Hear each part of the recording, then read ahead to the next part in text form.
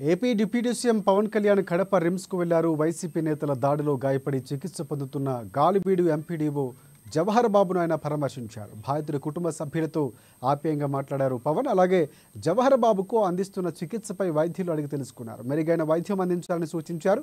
దాడి ఘటనను మర్చిపోవాలని, తామంతా అండగా ఉంటామని కూడా జవహర్ బాబుకు ధైర్యం చెప్పారు పవన్. త్వరగా కోలుకుని విధులకు హాజరు కావాలని పవన్ కళ్యాణ్ సూచించారు. అహంకారం తీస్తాం, తోలు తీసి కింద కూర్చోబెడతాం. మీకు ఒళ్ళు ఒక్కొక్కళ్ళకి మీకు ఎక్కడెక్కడ ఉన్నో తెలియట్లా. మీకు అహంకారాలు పెరిగిపోయినాయి. మీకు ఆధిపత్యపు అహంకారంతో అధికారుల మీద దాడి చేస్తే మిమ్మల్ని ఎలా తీసుకెళ్లాలో, ఎలాంటి శిక్ష పడాలో మీకు ఖచ్చితంగా చేసి పెడతాం. మీకు రాజ్యంగా చేయకండి. అహంకారంతో నడినెత్తి మీద కళ్ళు నెత్తికెక్కా. మీకు ఈ ప్రభుత్వం చాలా త్రికరణ శుద్ధిగా అందరం కూర్చొని మేము కలిసికట్టుగా ఉన్నాం. ఇక్కడ కూటమి ప్రభుత్వం, ఇది వైసీపీ ప్రభుత్వం కాదు. ఇది ఇష్టారాజ్యంగా మీరు చేస్తారంటే కామ్గా కూర్చునే ప్రభుత్వం కాదు.